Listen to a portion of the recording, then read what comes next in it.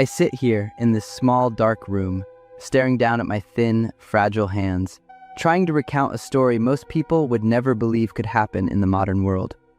It's the story of how I was once Emily Campbell, the most sought-after supermodel in New York, and how I became a living ghost. Back then, when I was 22, I was at the height of my fame. Prestigious magazines like Vogue and Harper's Bazaar all wanted my photos. That dazzling career came to an abrupt end the day I met Marcus Ashford III, the sole heir to Ashford Corporation, a massive real estate empire.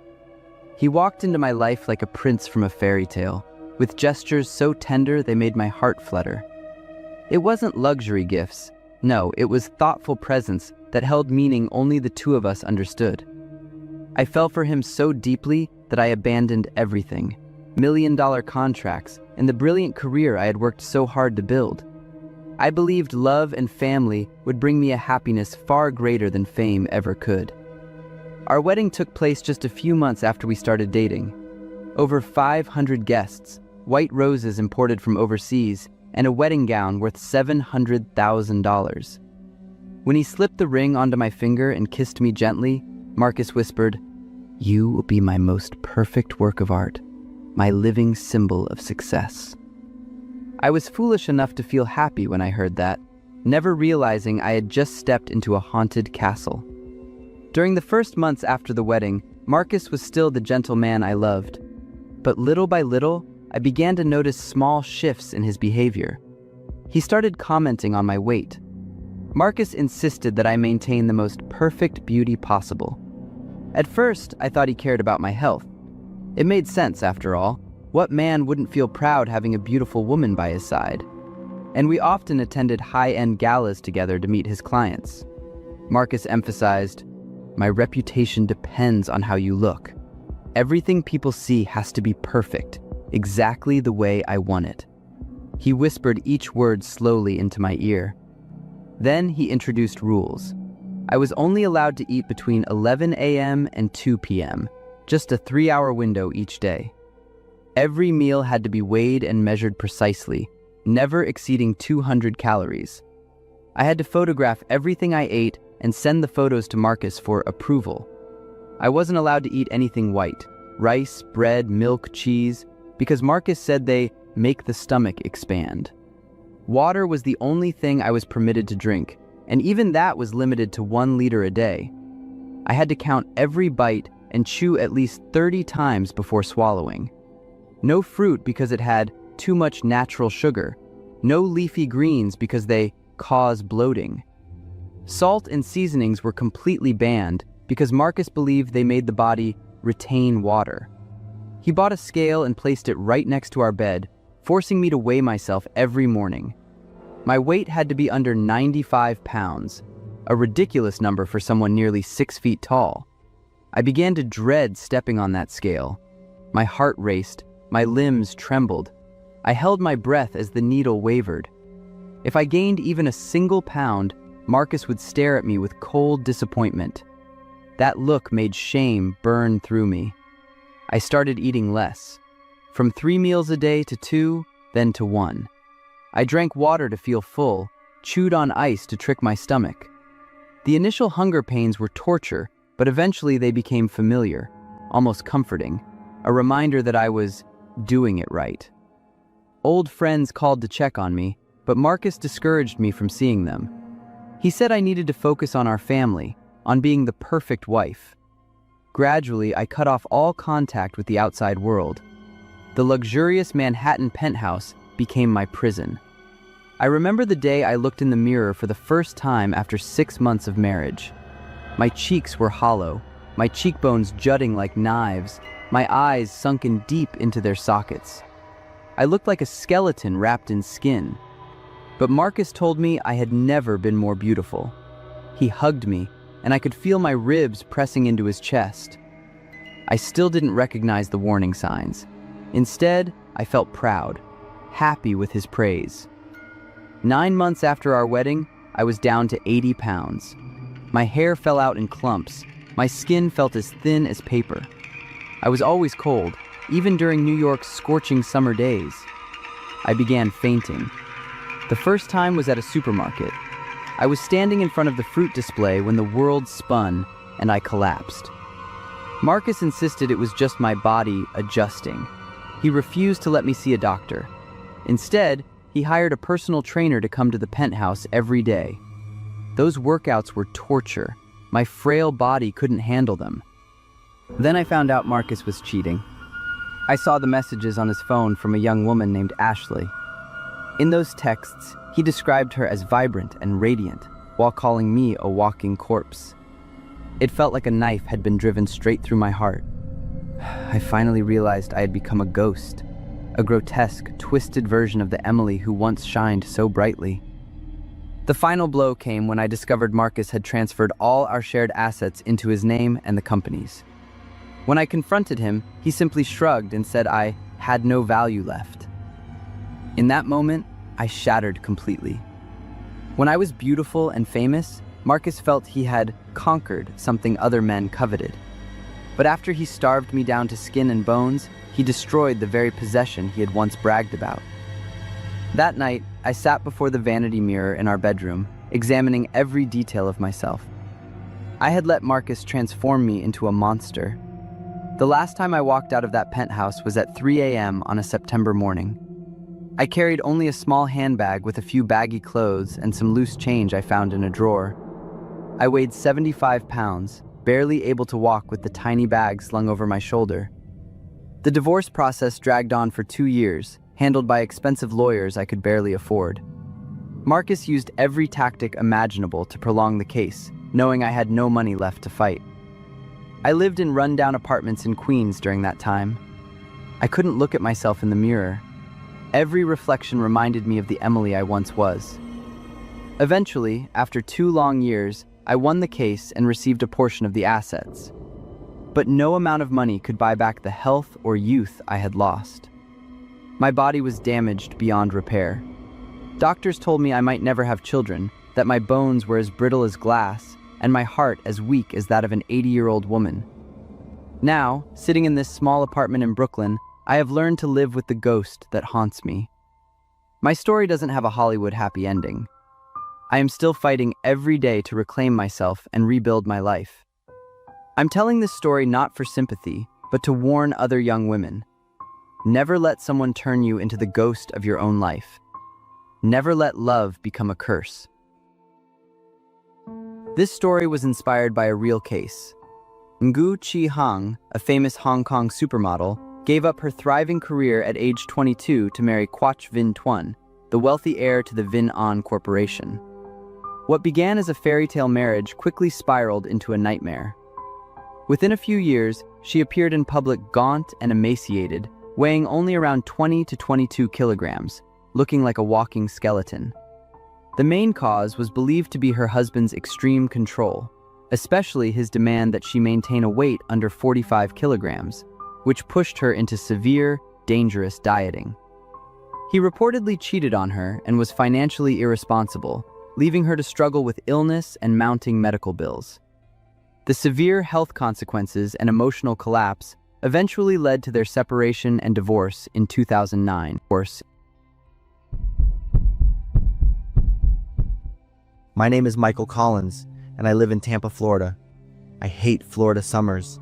The humid heat feels like a wet blanket wrapped around your body, making my apartment feel like an oven, even with the AC blasting at full power. That night, the night everything ended, was no different. I walked into the apartment after my shift at the Clearwater Casino. The faint smell of whiskey lingered in the air. Rebecca, the woman I'd lived with for 2 years, a nurse at Tampa General Hospital, had already started drinking before I got home. Our relationship wasn't love. It was a disaster waiting to happen. Both of us carried wounds from our pasts. I had my uncontrollable anger and the bottle of whiskey that never left my bedside. She had bruises left behind by old relationships and a deep, gnawing fear of being abandoned. 2 broken people trying to form something whole, only to hurt each other more. 2 weeks earlier, drunk and angry, I shoved Rebecca into the wall. The impact knocked over the table lamp, shattering it. A piece of glass cut her arm, leaving a long scar. I apologized 1,000 times, swore it would never happen again. But Rebecca's eyes had already turned cold. Everything between us was dying. That evening, we sat on the couch drinking and watching some mindless TV show. My head was foggy from alcohol and exhaustion. My phone vibrated.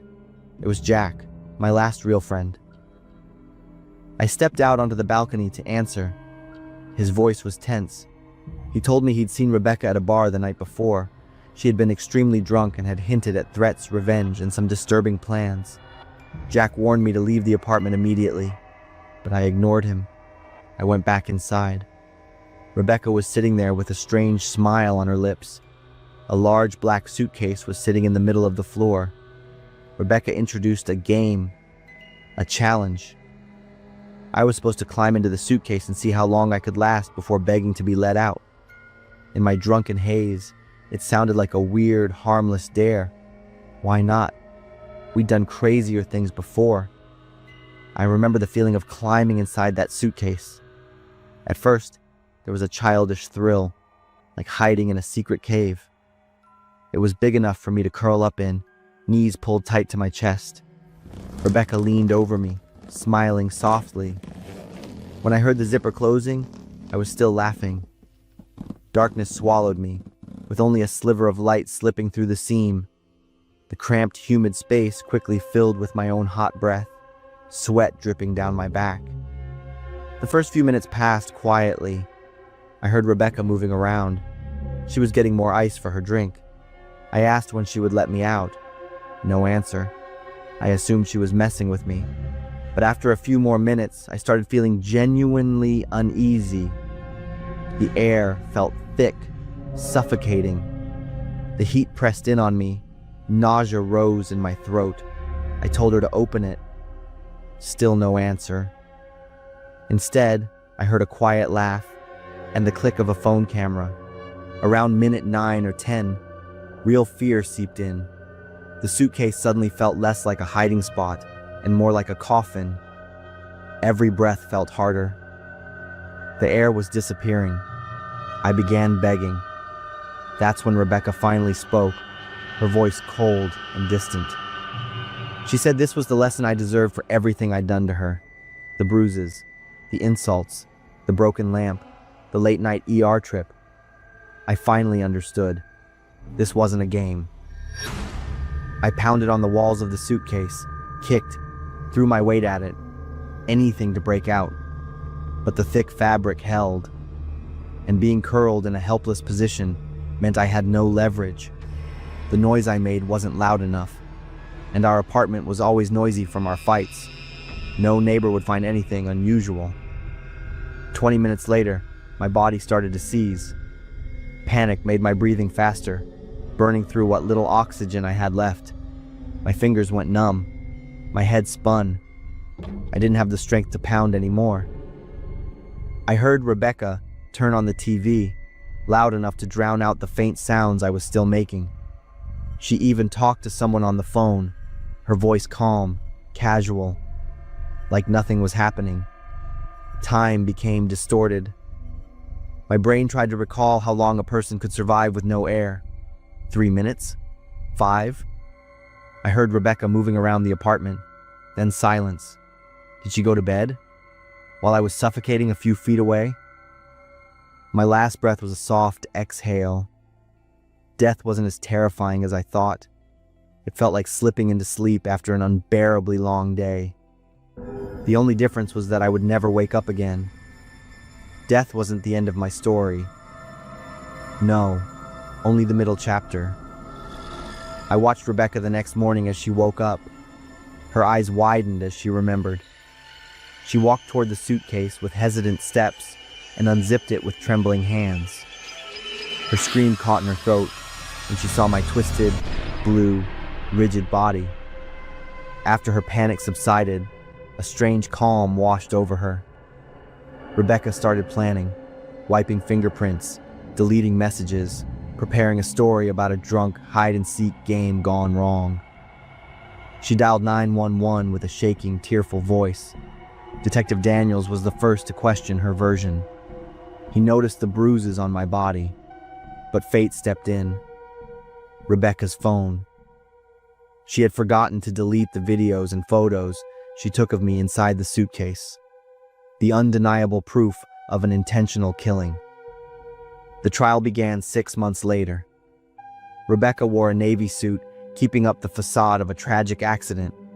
But when the evidence was shown, her composure shattered. On the final day, Rebecca confessed. Not out of guilt, but as a legal strategy. She talked about our violent, toxic history, the wounds I had caused her. She claimed she just lost control. The jury didn't buy it. Rebecca Sloan was sentenced to 25 years in prison for second-degree murder. Looking back on my life, I see all the terrible choices that led me into that suitcase. The drinking, the rage, the violence, the toxic relationship I didn't have the courage to leave. I wasn't an innocent victim.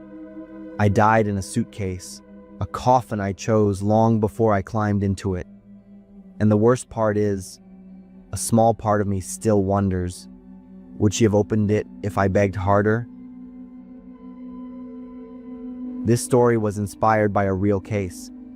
In the Sarah Boone and Jorge Torres case, Jorge Torres was found dead inside a suitcase in Orange County, Florida. His girlfriend, Sarah Boone, 45, was taken into questioning. At first, Sarah couldn't explain Jorge's injuries, but later admitted their relationship involved mutual violence, including Jorge hitting her weeks earlier. A video found on Sarah's phone showed her next to the suitcase, while Jorge said he couldn't breathe.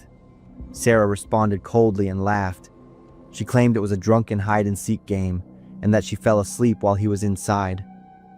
She faces second-degree murder charges and could receive up to 16 years in prison if convicted. I'm David, 29, a software engineer in San Francisco. My life was usually pretty boring, just lines of code and deadlines, until I met Emma. We were together for 3 years, and I thought I'd found my partner for life. We were even talking about getting married next year, but everything fell apart with a short text message last week. I need some time to think. Don't contact me until I feel ready. She didn't explain or give me any specific reason, just one line of text, and then she blocked all my calls and messages. The past few days, I've been lost, haunted by Emma's memory and the question of why. Everything felt heavy and suffocating. I decided to take some time off work, spend a few days by the coast to clear my head. It was evening, and I was driving on a lonely, winding mountain road by the ocean. All I could hear was the distant sound of waves and the wind blowing through the car window. Suddenly, I saw a figure standing next to a broken-down car. As I got closer, I saw it was a young woman, her eyes red like she'd been crying. She waved her hand desperately, asking for a ride. I stopped the car. She climbed into the back seat and introduced herself as Mina. Her car had broken down, and she wanted me to take her to the gas station ahead for help. We started driving, and the first few minutes passed in silence. I glanced at Mina in the rearview mirror. She was huddled, her eyes looking out the window. Mina slowly began to tell me about her own love life. Her voice was choked up when she mentioned the man she'd loved from the moment she met him. 2 years of devotion, only to find out today that he had betrayed her in the most painful way. I saw that scumbag kissing my best friend right in the car. I felt a sense of empathy for Mina. The atmosphere in the car suddenly changed. Mina wasn't crying anymore. She sat up straight, her eyes fixed forward. She spoke with a chilling emphasis on every word as she described witnessing the betrayal firsthand. Mina paused for a few seconds, letting out a weary sigh. Then her tone shifted completely. She said she charged straight into the car, pulled out a knife, and gave that awful couple several repeated stabs. Mina let out a deeply satisfied laugh as she described the scene with bright red blood and chaotic screams. My body felt paralyzed as I listened. I slammed on the brakes and turned to look at Mina, completely stunned. Mina laughed louder, a maniacal laugh that gave me goosebumps. Then she abruptly looked at me, her eyes wide. "How's my story? Do you think I did the right thing?" My throat felt dry. I couldn't utter a word. I didn't dare look at Mina again, focusing only on the road ahead, my hands gripping the steering wheel tightly. The very next second, Mina suddenly dropped her head and started to sob uncontrollably. She mumbled that it was all just her imagination and that she hadn't actually done anything. I froze again for a few seconds, then breathed a sigh of relief, though the confusion still clung to me. I tried to advise her to verify the situation and talk honestly with her boyfriend. At least you can still meet him and ask him why you're not in a helpless situation like I am. As soon as I finished speaking, Mina suddenly lifted her head, her eyes aggressive. She pulled out a folding knife, the tip pointing directly at my side. "Turn the car around right now. I have to make sure they're dead." Mina's voice dropped to a terrifying whisper. My heart was pounding like a drum. I was drenched in cold sweat. My head was spinning with all the conflicting information from just a few short minutes. So she had actually done it, and I was sitting next to a genuine psycho. With no other choice, I was forced to turn the car around. When we got back to the original spot, Mina demanded I get out of the car to confirm her suspicion. Stepping out of the car on shaky legs, I followed her to the bushes by the roadside. The scene before me made me shudder. A man and a woman lying motionless in the thicket, their bodies covered in bloody knife wounds. The woman was lying on her side, eyes wide open, staring into space. She surely hadn't made it. But I noticed the man was still faintly breathing, his chest rising and falling slightly. Are they dead? Mina's emotionless voice sounded behind me. In my fear and my desperate desire to save the life that was still there, I lied that he was dead, hoping it would satisfy Mina and make her leave. But she wasn't easily fooled. Mina stepped closer, observed carefully, and discovered the truth. Her eyes widened with rage. "You lied!" she screamed, pointing the knife straight at me, ready to rush in and finish both the man and me off. She advanced toward the unconscious man first, yelling curses about the betrayal. Seeing the urgency of the situation, I lunged after her. If I didn't fight back now, both the man and I would die. The distance between us closed as Mina swung the knife. My hand grabbed her wrist. Mina roared and struggled with the strength of a madwoman. But fortunately, her strength was nothing compared to my will to survive. In a decisive moment, I forcefully twisted Mina's knife-holding wrist until she cried out in pain, and the knife fell to the ground. But she didn't give up, her other hand clawing towards my face with sharp fingernails. With no other choice, I put all my strength into punching her straight in the face. Mina fell backward, her head hitting the ground. She lay unconscious, blood flowing from her nose. I immediately kicked the knife far away, and then shakily grabbed my phone to call the police and an ambulance. 15 minutes later, the ambulance and police arrived. The man was put on a stretcher. Luckily, he was still breathing. The unfortunate young woman was also taken away. Mina had regained consciousness. She was immediately handcuffed, then given medical attention and led away. When it was all over, I sat down on the roadside, breathless and covered in cold sweat. I felt an emptiness inside. I thought back on everything and felt incredibly unlucky. Here I was, heartbroken over my own relationship drama, only to stumble upon a deranged woman on the road. It truly was a case of the heartbroken meeting the psycho in love. But at least I could console myself that I had saved a life. My name is Joey. I've been a cop in this town of Llano, Texas for 12 years. I've seen some heavy things, but nothing haunts me more than the look in a 7-year-old girl's eyes.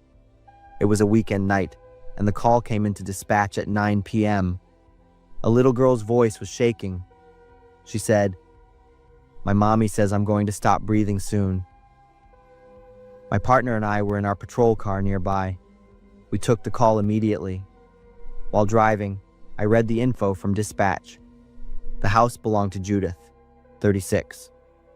She was a single mom with a 7-year-old daughter named Carrie. We pulled up to a small house. A woman opened the door. Her face was flushed. She smelled strongly of booze, and her attitude was like a loaded gun. That was Judith. She didn't ask why we were there. She just started screaming.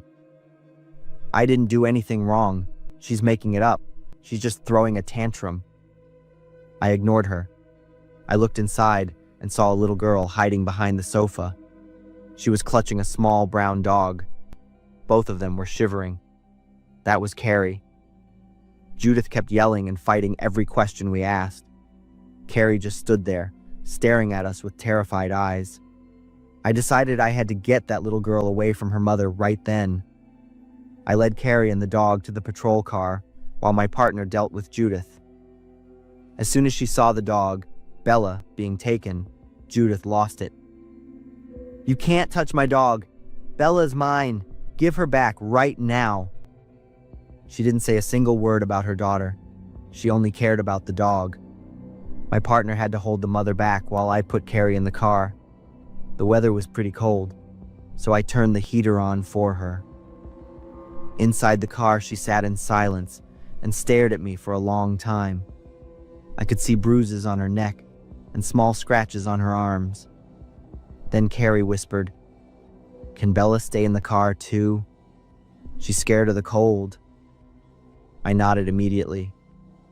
Once she was holding Bella, she relaxed a little and started talking. She told me that yesterday, her mom covered her mouth and told her she would stop breathing. She said her mom hated her. She told her she never wanted her in this world. Her voice was strangely calm. Her eyes were red, but she didn't cry. Carrie also said she didn't get dinner last night. She was starving, but she still had to sit and do her math homework.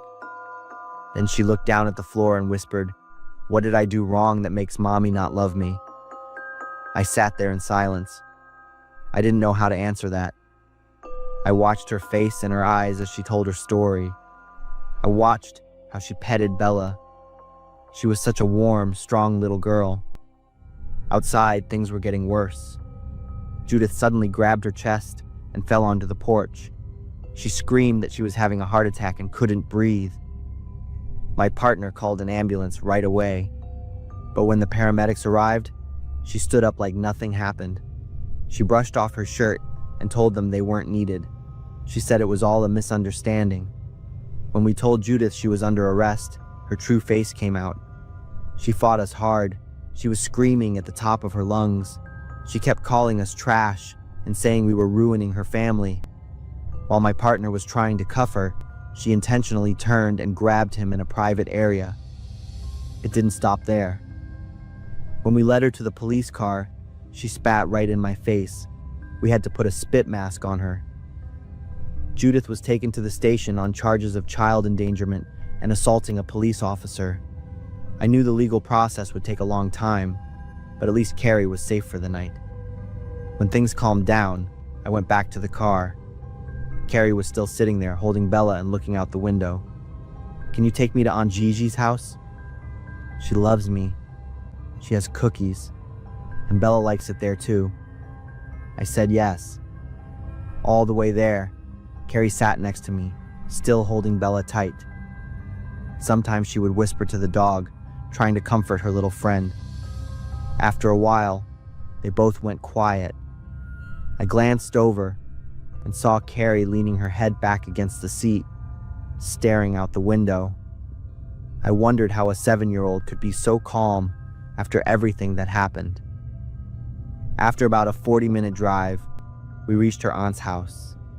Gigi hugged Carrie so gently and asked if she was okay. When she saw the bruises on Carrie's body, Gigi started crying. I felt a weight lift off my chest. She was safe. I got back to the station after midnight. I spent the rest of my shift writing the report, but my mind kept going back to Carrie holding Bella, and her question kept ringing in my head. What did I do wrong that makes Mommy not love me? Months later, I heard that Carrie was doing great living with Aunt Gigi. She goes to school, joined an art club, and most importantly, she is happy and energetic. The court officially gave custody to Aunt Gigi after deciding Judith was unfit to be a mother. She is serving her sentence and facing years of rehabilitation. Even though I was just a small part of Carrie's story, I am grateful I was there that night. I hope Carrie never has to ask why she isn't loved ever again. And for all the other children out there, I hope you get to grow up with love, safety, and a real childhood.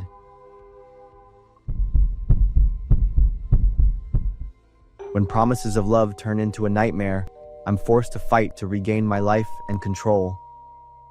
I'm Beth, 32 years old. This story happened when I was living in Akron, Ohio. I had a very romantic time dating Kane. He was an engineer at a local company, had a steady income, and was polite to everyone. Kane proposed after 6 months of dating, and I immediately said yes. The first month of our marriage was truly like a paradise. Kane always took care of me, cooked and cleaned the house. He would often hug me from behind and whisper, "You're everything I need." I felt safe in his arms, believing we would grow old together in our small house in the Cleveland suburbs. Everything changed in the second month of our marriage.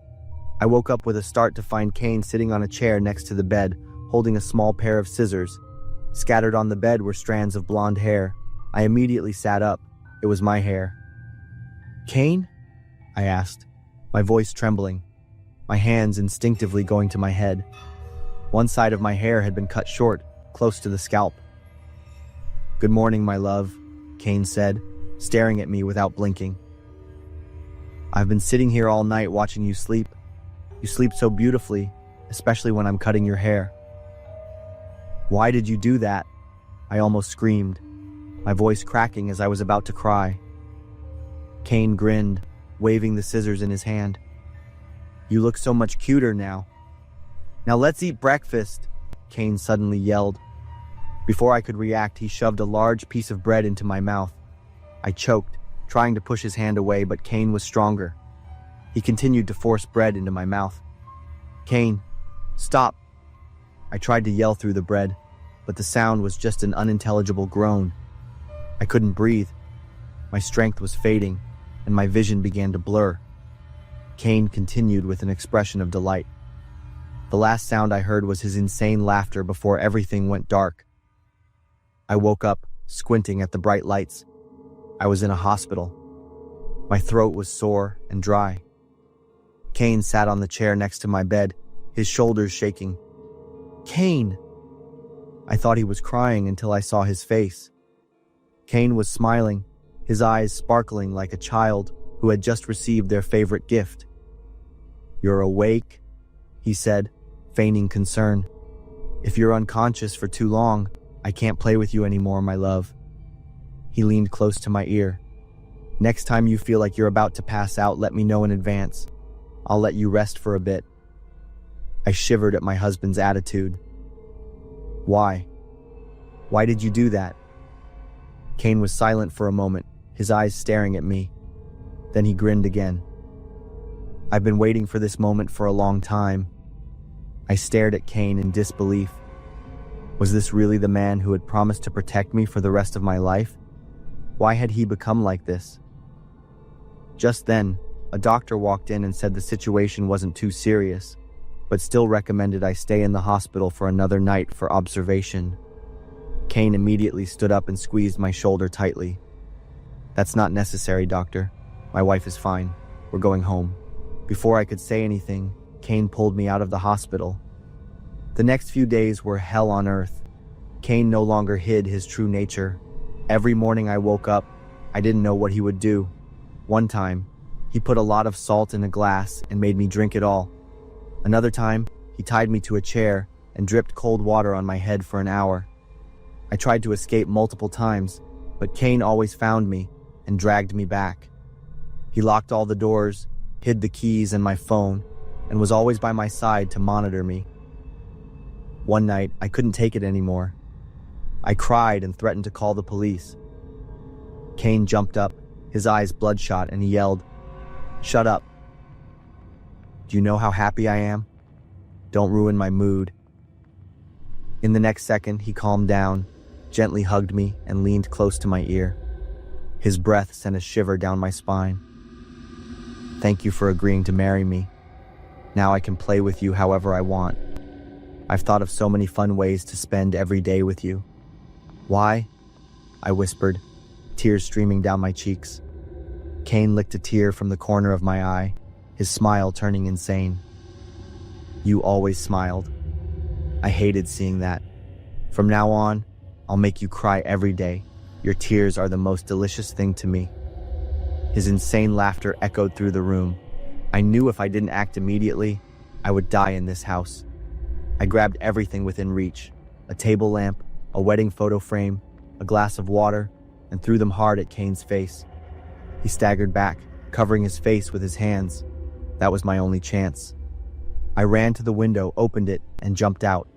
It was my only option, because I was sure Kane had locked all the doors. Knowing the great risk, I jumped without a second thought. I landed on the first floor awning and then jumped again to the ground. The fall made me roll a few times, feeling pain all over my body. I heard Kane yelling for me to come back. There wasn't much time. I got up, limped to a neighbor's house, and asked for help. The neighbors called the police. I sobbed, telling the police everything, my body a clear and convincing piece of evidence. They immediately issued a temporary protective order and helped me with the divorce proceedings. The next month, I was treated in the hospital for a broken arm and shoulder and severe psychological trauma. At the trial, I wasn't present. I couldn't face Kane. Instead, I followed the trial online. It's a shame. I still have so many things I wanted to do with you. That was the only thing Kane said during the entire trial. I burst into tears, feeling utterly disgusted. What shocked me even more was that after the divorce, I found out Kane had been married before. His first wife had taken her own life. The police concluded it was depression, but the truth behind her death was probably also due to Kane's insanity and cruelty. Kane wasn't looking for a life partner. He was looking for a toy to satisfy his brutality. After 2 years of psychological therapy, I can finally sleep soundly without waking up with a start. I've moved to Columbus and started a new life. I understand that freedom and peace are the most precious things, but not in the arms of or dependent on someone else.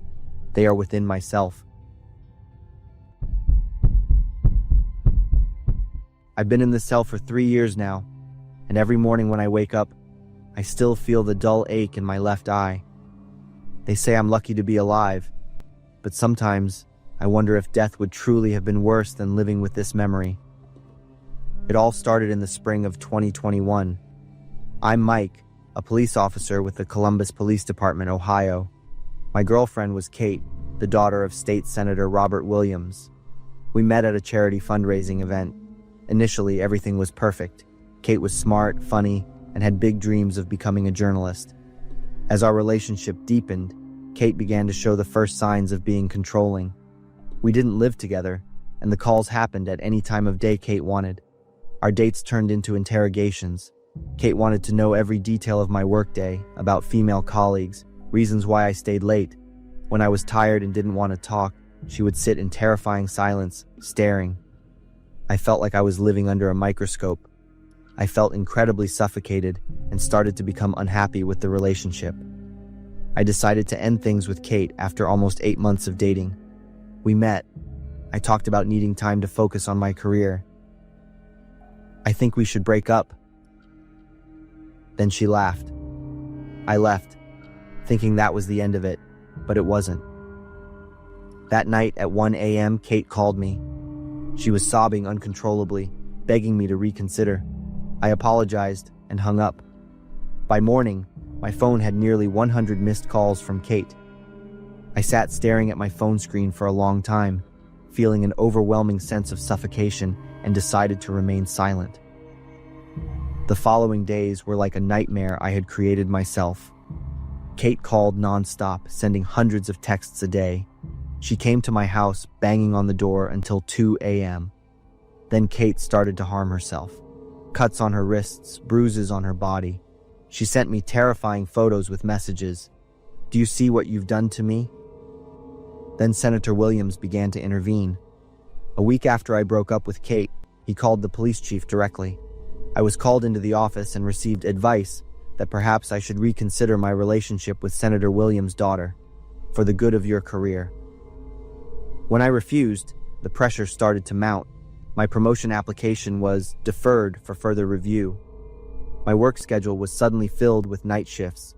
Important cases were assigned to others. Even at home, I found no peace. My electricity and water bills suddenly had mistakes. My bank reviewed my account unusually. I understood the message: get back with Kate, or my life would be destroyed. I couldn't call the police because I was the police, and the person oppressing me held power. I couldn't tell anyone for fear of jeopardizing my career. I was surrounded by choices I had made myself, but now compounded by the force of political power. I tried to endure, thinking that if I just kept silent, everything would eventually be okay. But I was wrong. Nearly 4 months after I definitively broke up with Kate, she still wouldn't give up. Every time I finished a night shift, my car would have a new scratch. My mailbox was full of scribbled papers with angry and sad faces. I still chose silence and endurance. I started losing sleep. My colleagues were worried, but I just told them I was tired and stressed, partly due to caffeine side effects. But deep down, I knew something was seriously wrong. Work was the only thing still keeping me connected to the normal world. Then one evening, while preparing for a raid to apprehend a drug trafficking group at a suburban warehouse, I saw a figure in the distance near a restricted area. I couldn't clearly see her face, but her walk was unmistakable. "Kate!" I rushed out, shouting for her to stop. One of the officers with me held me back, saying I was mistaken. I returned to my position, but my mind couldn't focus. All my senses were on edge. I had warned dispatch about the possibility of civilians entering the area, but no one really paid attention. About 10 minutes after the raid began, screams for help echoed from the back of the warehouse. I ran there with 2 others, and my heart nearly stopped when I saw Kate being held by one of the gang members, a knife pressed to her throat. Everything swirled inside me. Why was she here?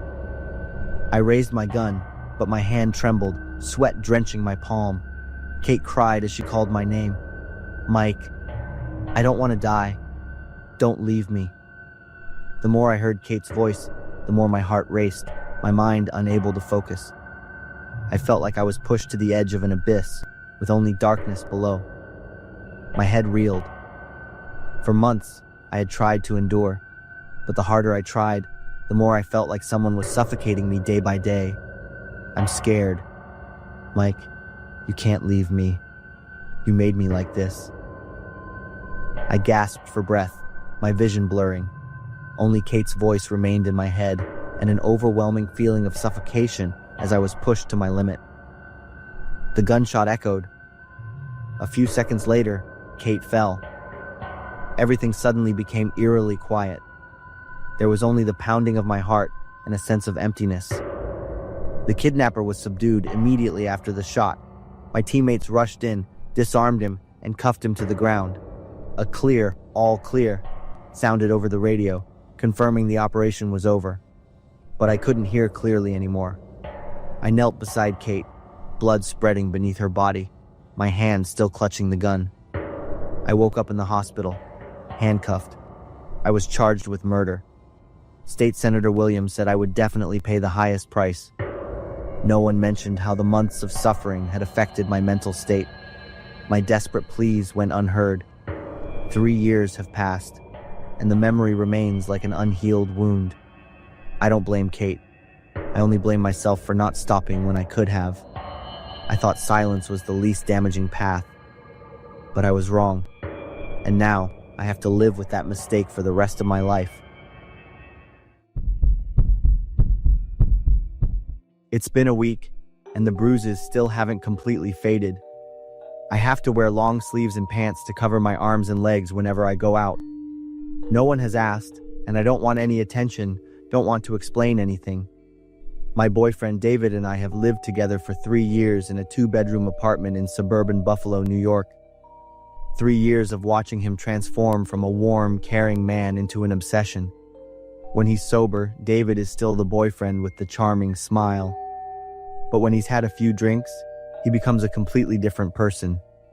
At first, it was just punching walls, breaking kitchen cabinet doors, throwing the TV remote. I'd comfort myself by thinking, at least He's not touching me. David always apologized afterward. Those self-assurances have sustained me for the past 3 years, slowly helping me accept each dangerous sign.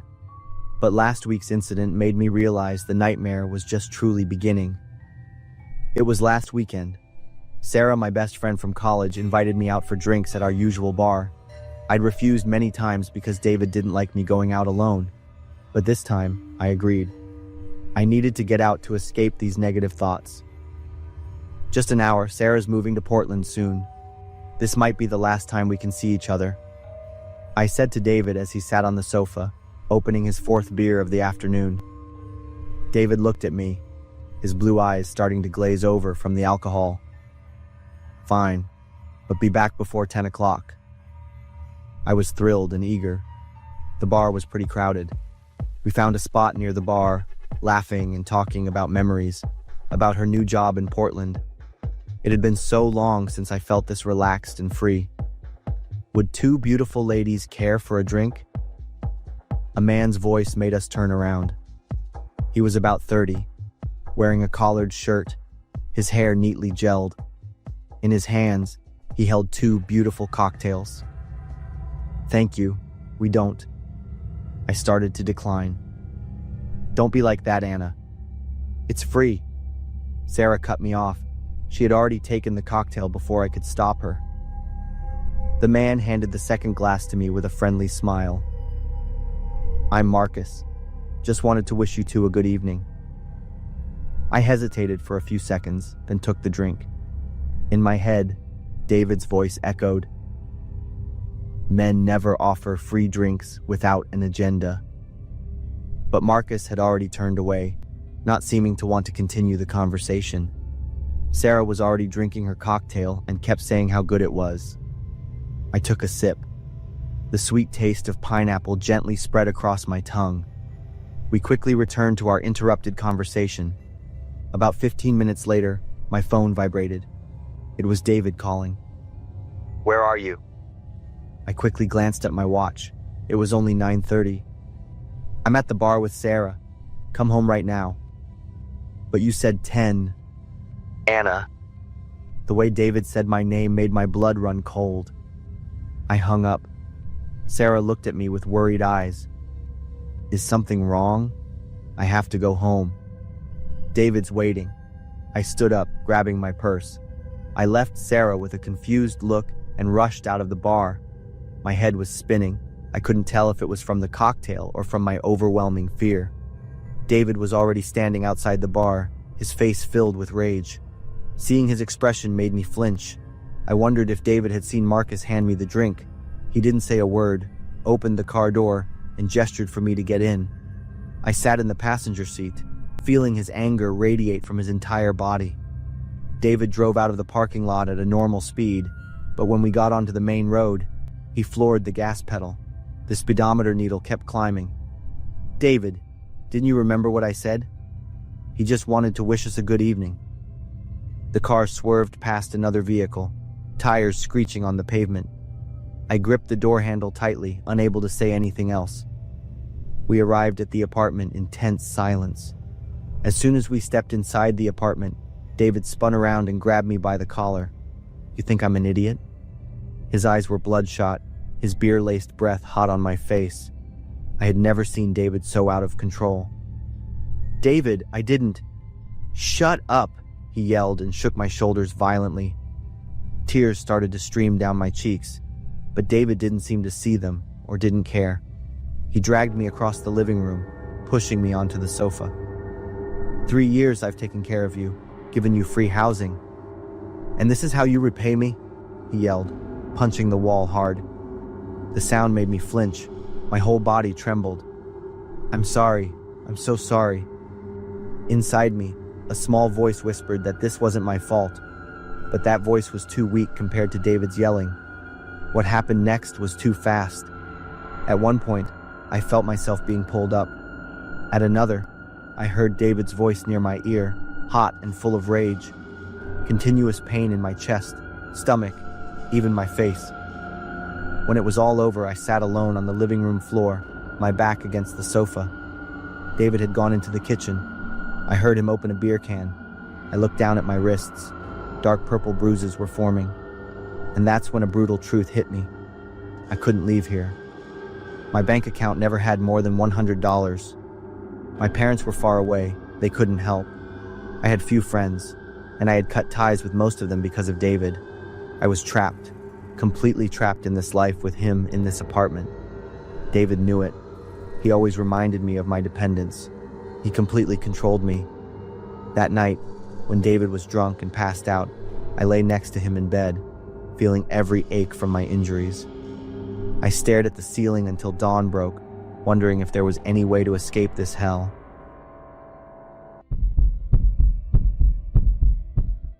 My name's Monica. I'm 22. I love myself, and yeah, I'm confident in my own skin. My friends always say I'm pretty easy on the eyes. I used to live in a rougher neighborhood. But once my parents' business started picking up, we moved into a decent middle-class home. The area was great, quiet, clean, and mostly full of folks who didn't look like us. We stood out, sure, but people were chill. They welcomed us. I've got this habit. I swipe on Tinder more often than I'd like to admit. Most of my friends, I actually met them through the app, and honestly, they turned out to be cool, but I'd never had an actual thing from Tinder. That is, until I matched with Brian. This guy? Drop-dead gorgeous. Tall, built, curly brown hair, piercing blue eyes. The first time we met up, my heart was pounding like crazy. He gave me this once-over, not in a creepy way, more like he was surprised and into it. Then he spoke. Instant jelly. I'd never felt that way about anyone before. We started bumping into each other all the time, not like planned dates, more like weird coincidences. Coffee shops, parks, the gym. Everywhere I went, boom, there he was. One day he casually mentioned we lived in neighboring areas. Thing is, I don't remember telling him where I lived. But honestly, I didn't care. He was hot enough to make me forget everything else. So yeah, we officially had our first real date as a couple. He picked me up like a total gentleman and even came inside to say hi to my parents. They were totally charmed. Couldn't stop smiling at him.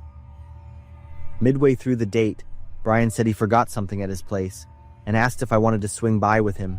But the moment we stepped inside, everything just blew up. I was barely through the door when I heard a woman screaming from inside the house, "Intruder! Intruder!" I freaked out and grabbed onto Brian's arm like my life depended on it. Then this woman stormed in from the hallway, furious, wild-eyed. She looked just like Brian, so yeah, I figured it had to be his mom. Just shoved me away from him, pushed me out the door, slammed it in my face. I stood there, totally thrown. Brian rushed out right after trying to calm the situation, but his mom was going off. She started smacking his chest and yelling, "She's not the kind of girl you deserve." Yeah, I got the message loud and clear. I turned away before she could see my eyes welling up. On the drive back, Brian kept apologizing, nonstop. He was scrambling to explain why his mom acted like that, and just kept saying sorry over and over. I knew it wasn't his fault. The date itself was actually great. It's just the whole apology overload kind of made things awkward. When I got home, I didn't tell my parents anything, because honestly, I still really liked him. A lot. After that, Brian and I kept texting, kept meeting up, and the more time we spent together, the closer we got. One day, Brian and I made plans to meet up during my lunch break. Everything was fine, until his face suddenly changed after checking a text. "What's wrong?" "It's my mom. She said she just drove by and saw us. She's really pissed." At that point, I wasn't even worried about her. Honestly, I was just annoyed. He's a grown-ass man. Why the hell was she still all up in his business? We shrugged it off and kept sipping our coffee until she actually showed up. Brian's mom walked right in, smiling at me like she was doing it just to mess with me. Then, out of nowhere, she threw something at me. It was in a tied-up bag, but the smell hit me before it even landed. Brian and I looked at each other, both frozen. He jumped up to stop her. I looked down at the bag. It was shit. This woman had just thrown a literal bag of feces at me. I was beyond done. I stood up and walked out, furious. Brian ran after me trying to explain, apologizing like crazy. I ignored everything that day. No calls, no texts, no FaceTime. I was seriously pissed that Brian hadn't set things straight with his mom about us. That evening, when I walked out of the office, her car was parked right next to mine. She got out and told me to stay away from Brian. I told her she should probably have that conversation with her son too. Then I got in my car and drove off, leaving her standing there, staring at me with that same nasty look in her eyes. When I got home, my phone started buzzing with texts. Unknown number, all threats, creepy, specific stuff about me and my family. I didn't respond. I just called Brian, told him everything, and I said we shouldn't see each other anymore. His mom had crossed the line. Brian said he'd talk to her and that he'd wait for me, no matter how long it took. The next morning, I woke up to my mom screaming. My dad and I ran to the porch, and what we saw stopped us cold. 3 dead birds lined up. Next to them, a note with just 3 words. Mom, Dad, Monica. My dad looked at me furious and demanded I tell him what was going on. So I did. I told him everything. My parents called the cops. They went to Brian's place, but his mom denied it all. Worse, she turned around and said I'd been harassing her son. I showed the police my text with Brian, laid it all out. They took notes, logged the threats, and said they'd follow up. That night, the strange number messaged me again. It's over. I replied, What do you mean? These threats didn't scare me. The next day, on my way to work, I noticed a black car parked in front of my office. When I opened the door and stepped out of my car, I heard footsteps running behind me. Suddenly, a strong force grabbed me from behind, covering my mouth so I couldn't scream. The last thing I remember was being thrown into a car. When I woke up, I found myself in a hotel room, still fully dressed, thank God. Brian's mom was standing at the door of the hotel room with 2 of her henchmen. An evil smile was on her face, the woman looking elegant but cruel. I faced her. Why did you do this? She screamed, almost insane. You're not worthy. You ugly duckling. You don't deserve my son and my family. Anger exploded inside me. I straightened up, firm, determined to maintain my confidence and pride. I don't need your approval. I know my worth, and I won't let anyone hurt me. When she lunged at me, I shoved her away and ran toward the door, but her 2 strong henchmen immediately blocked me. I didn't hesitate. I bit, fought like a wild animal. I used all my strength to break free, and finally I did. I ran out of the room, sprinting down the hallway. My heart was pounding like thunder, and I quickly grabbed my phone to call the police. Just as I ended the call, a wave of dizziness hit me, and I couldn't react in time, and fainted. When I woke up, I found myself in a hospital. My parents were standing next to me, their faces worried, and even Brian was there. He looked at me with regret, constantly apologizing. I couldn't hear anymore. I looked at him, feeling sadness and disappointment. I can't continue with you, I said, my voice cold and firm. Thank you for what you've done, but I can't be in a relationship like this. I didn't need to explain further. What I felt, he would never understand. Brian just stood there, silent, saying nothing more. I didn't need any more apologies from him. I knew I had done the right thing. There are some sounds you never forget once you hear them. For me, the humming of the Cyberchase theme song outside my window in the middle of the night is one of them. 15 years have passed, but every time I hear that tune, I still shiver as I remember that night. It was the summer I turned 8. My parents were busy with their work schedules, so they decided to send me to my grandparents' house in Burnett, Texas. I was going to stay there for 3 weeks. My grandparents lived in a small wooden house, surrounded by a forest. Living with them was their helper, Aunt May, who assisted with chores around the house. The first few nights at my grandparents' house, I couldn't sleep. Everything was unfamiliar, from the smell of wood to the sound of cicadas buzzing outside. A few nights later, a new sound joined the others, a faint rattling outside my window. I pulled my blanket up, leaving only my eyes exposed. telling myself it was just the wind blowing against the window. After a while, it disappeared, and I drifted off to sleep. I still thought it was a normal sound around here, so I didn't mention it to my grandparents. The next morning, my grandpa took me and our dog for a walk. We walked along the trail that led into the woods behind the house. Our dog suddenly stopped, her fur bristling on her back, and started to growl towards a bush. "What is it, Cora?" Grandpa asked. I looked in the same direction and saw a figure standing still behind a large pine tree. I blinked a few times, thinking I was imagining things, but the figure remained there, just standing still and watching. "Grandpa, there's someone over there." But when we looked again, the figure had vanished. The dog continued to growl. "Could be a lost hunter," Grandpa said, and that made sense to me. That night, after watching Cyberchase, I went to my room early. After talking to my parents on the phone, I got into bed to play my game console. In the middle of the night, I was woken up by a strange sound. Someone was humming the Cyberchase theme song outside my window. I pulled the covers over my head, scared, and just lay still. When the song ended, I slowly pulled the blanket down. "Grandpa," I called out to him. "Hey, it's me. Come out here, grandson. I want to show you something cool." Maybe he couldn't sleep and wanted to show me the stars or some wild rabbits coming out to feed at night, things he often told me about. I climbed out of bed, opened the window, and looked outside. A figure stood in the dark, reaching out a hand. "Let's go, kid." I took that hand and followed. We walked a few steps on the dirt road, heading toward the forest. I felt a bit strange because Grandpa wasn't saying anything, nor did he turn to look at me as usual. The moonlight grew brighter, and I looked down at the hand holding mine. This wasn't Grandpa's hand. His hand was more wrinkled.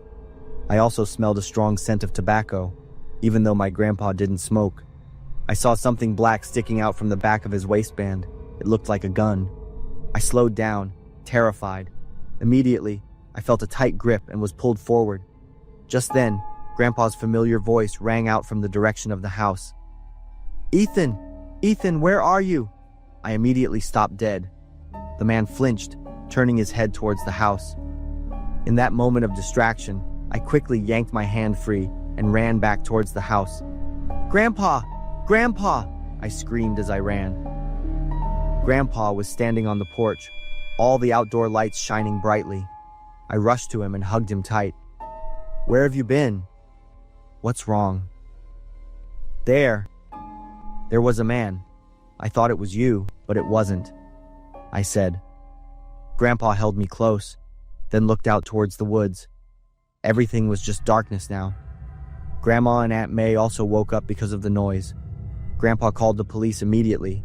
They arrived and started searching the surrounding area. It didn't take long for them to find a man hiding in a drainage ditch over 300 feet from our house. The police also found a gun tucked into his pants. The man's name was Rick. He was Aunt May's ex-boyfriend. They had broken up a few weeks before I came to stay with my grandparents. Rick had followed Aunt May here and planned to kidnap me to force her to get back together with him. I didn't mean to hurt the boy. I just wanted May to understand that she needed me, Rick told the police. But the guns he had prepared told a different story. My parents drove all night to come pick me up. Although Aunt May had done nothing wrong, my grandparents felt they had to let her go. From then on, my parents rearranged their work schedules to spend more time with me. I still visit my grandparents every summer and during long breaks. I'm grateful that Grandpa woke up to use the bathroom that night and found me not in my room.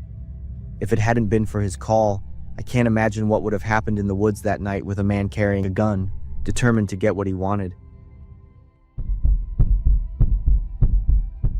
I used to think a breakup was the end, but with Joe, it was just the beginning of something much scarier. It's been almost 3 years, and I still tremble whenever I remember that party. I can't sleep on quiet nights. The sound of the gunshots still echoes in my ears, and the screams still haunt me. In July of that year, I was invited to Jordan's graduation party. Jordan was our class president, and the party was at their house. I was pretty hesitant before accepting the invitation. I wasn't close to anyone in my class, worried that I wouldn't know what to say when I got there. But remembering my past relationship with my ex-boyfriend, Joe, I had lost so much freedom, so many relationships, and so much confidence. I had ended that control, and now it was time to get it all back. I arrived at the party, standing by the drink table, feeling a little awkward. Liz, right? I turned to see Jordan smiling. Jordan was tall and thin, with slightly curly brown hair and kind blue eyes. Hi, Jordan. Thanks for inviting me. I'm glad you came. You don't seem to go to parties very often. I nodded, unsure what to say. Jordan didn't ask further, just handed me a glass of orange juice. Do you want to go upstairs? It's a bit noisy down here. I hesitated a moment, then nodded. We went up to the second floor, into a small living room with a sofa and bookshelves packed with books. Jordan sat down, keeping a comfortable distance. We talked about college, about future plans. Jordan listened to me genuinely. I looked at Jordan, feeling my heart beat faster. There was something about them that made me feel safe. It was a feeling I had forgotten long ago. Liz, where are you? A shout from downstairs startled me. It was Joe's voice. My body froze, my hands began to tremble. Jordan looked at me with a bewildered expression. That's Joe, my ex-boyfriend I broke up with a few weeks ago. He's dangerous. Jordan placed a hand on my shoulder and squeezed gently. They told me to stay put, and then quickly went downstairs to handle the situation. But I couldn't sit still. I ran after Jordan. The noise and shouting from downstairs grew louder. When I reached the living room, I saw Joe there, his face flushed, his hands clenched. When he saw me, his eyes became wild. Jordan stepped forward, blocking him between me and Joe. You need to leave. This is my private home and you're not invited, Jordan said in a firm voice. But Joe completely ignored them, his eyes fixed only on me. Come home right now. I shook my head. Joe stepped closer, his face distorted with rage. The heavy smell of alcohol radiated from him. You belong to me. Jordan still stood between me and Joe, clearly showing a protective stance. Joe reached into his jacket pocket and pulled out a shiny black handgun. My blood ran cold. Jordan flinched but still didn't move. Screams erupted from behind me. Everyone rushed out in a panic. Joe pointed the gun at Jordan. I lunged between them, but Jordan pushed me behind their back. They raised their hands, trying to calm Joe. We can talk. But Joe had lost all reason. He didn't let Jordan finish, and he suddenly pulled the trigger. The gunshot echoed. Jordan fell. The bullet lodged in their right shoulder. Blood poured out nonstop. Jordan's face was pale with pain. I felt like I died for a few seconds, then quickly knelt beside Jordan, pressing hard on the wound to stop the bleeding. Joe seemed to go insane. He lunged, grabbed my hair tightly and pulled hard, ordering me to go with him. I struggled. Just then, the distant wail of police sirens filled the air. Someone had called the police. Joe looked around for an escape route, then ran. Paramedics rushed in. They bandaged Jordan's wound and got them into the ambulance. I followed closely. Joe was arrested by the police not long after, while trying to escape. At the hospital, surgeons removed the bullet from Jordan's shoulder. Luckily, the bullet didn't cause severe damage. I sat in the waiting room all night, staring at the white walls and feeling guilty. The trial took place a month later. Joe was convicted of assault with a deadly weapon and sentenced to 3 years in prison. But no sentence could erase the trauma and haunting memories. Jordan recovered. We still kept in touch, but there was a distance we both felt. I understand that true love never comes with control, possession, or violence. What Joe had for me wasn't love. It was an obsession with control. It took me too long to realize that. I'm still learning to live with those memories, but I know that silence only makes people like Joe more dangerous. So I decided to tell this story, hoping it will help someone else recognize the warning signs before it's too late. That graduation party ended, but the lessons from it will stay with me for the rest of my life. Thank you for watching until the end. As mentioned earlier, our goal of reaching 50,000 subscribers in 2026 is still ongoing. If you enjoy these stories, please give us a hand and support us.